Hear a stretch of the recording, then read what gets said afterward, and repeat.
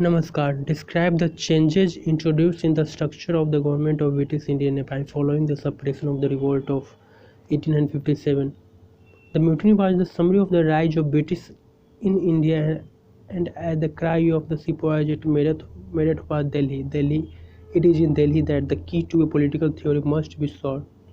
The scope of this paper is limited, therefore, to the light thrown upon the subject by the proceedings of the trial of the King of Delhi. Its object is to examine afresh this document as a test for a theory of the relations between East Indian Company and the Mughal Empire, and consequently of the nature of the rise of British in India. No theory has has yet given an adequate explanation of the outstanding fact that between the death of Aurangzeb in 1707 and the outbreak of the year 1857, there was no sign of concerted opposition to the British in India, save the attempts made by Hyder Ali and his son Tipu, and and moreover that these attempts produced the opposite effect to the one desired, in that they brought together the company and the rest of the Mughal Empire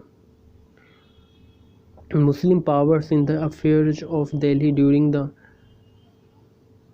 18th century coincides with some advances of the Kafir against the Mughal emperor. No intervention appears between the years 1761 and 1857, except the rebellion of Ghulam Qadir in 1788 and the menace of Jamd Shah 10 years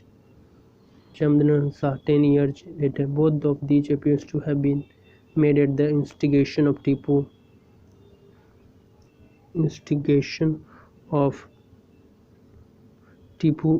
the Sindhi.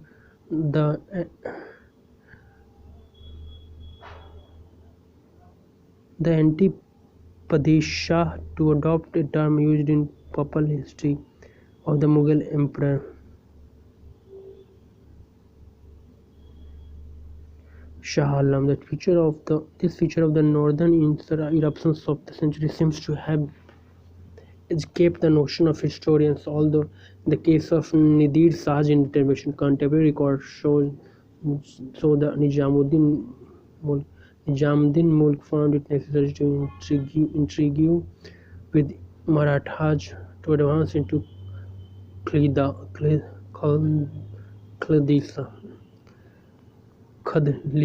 lands of Mughal Emperor in order to furnish a valid pretext for inviting Persian interventions. In addition, the Battle of Panipat 1761 was a direct consequence of the predominance of Marathas' influence in the councils of Wazir Ghiyasuddin and their conquest advance into the Punjab since 1739 regarded as Persian province. Similarly, the trouble of 1857 seems to be at least chronologically connected with the advance of company into Oudh. Mr. F. W. Buckler had put forth a theory to account for the Indian mutiny, or rather had unearthed and elevated to the dignity of an hypothesis an exertion made by some of the mutineers at the time of the mutiny, namely that the East India Company rebelled against the King of Delhi, and that the native soldiers were in duty bound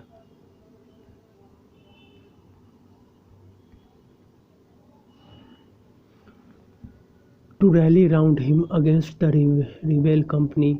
This exertion was repeated most industriously by some of the mutineer leaders, but it was believed by no one, not even by those who exerted it most vociferously, because not only was there no title of evidence forthcoming in support of it, but even the fact told overwhelmingly against it.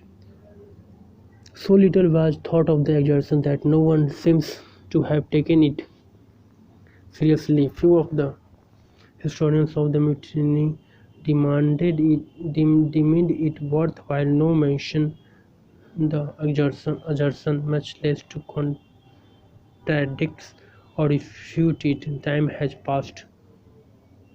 The men who took part in the fighting are now dead. Hence, what was derided as an absurdity in 1857 may perhaps today appear quite plausible. Before dealing with Mr. Buckler's theory, we may inspect the foundation on which it rests. The evidence which he adduces is remarkably meager. It amounts to quibbles over the phraseology of a few documents, some expressions of opinion by Sir John Kay, and the exertions of a Frenchman who naturally was not pleased to see the British occupying a situation in India which his countrymen might have held had they but exchanged temperament with their successful rivals. Mr. Buckler's essay contained so many questionable statements that the discussions of each of one of them would result in the present paper attaining at due length. We therefore propose to confine ourselves to the main thesis. In dealing with these, we shall have occasion to notice some of Buckler's subsidiary exertions. The case for the East India Company must rest on its ground on the strength and not on the weakness of that of its opponents. It is based on a number of official documents, mainly dispatches between the company and its successive governors general and between the governors general and their subordinates and the king of Delhi. Many of these documents are deposited in the record room of the government of the Punjab, and to these records we have had access. The evidence which is set forth is taken largely from such records, all of which have been listed in printed press list, and some of them have been printed in extant. So these records date from the capture of Delhi by Lord Lake in 1803. The relevant facts prior to that date may be thus summarized.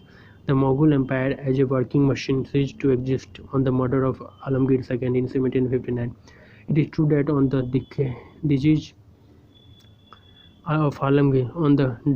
of Alamgir, his son Shah Alam assumed the title of emperor, but the latter was at the time of a fugitive in Oudh, and at no period subsequently, not even during the mutiny in 1850, was the head of the house of Timur his own master, much less a sovereign.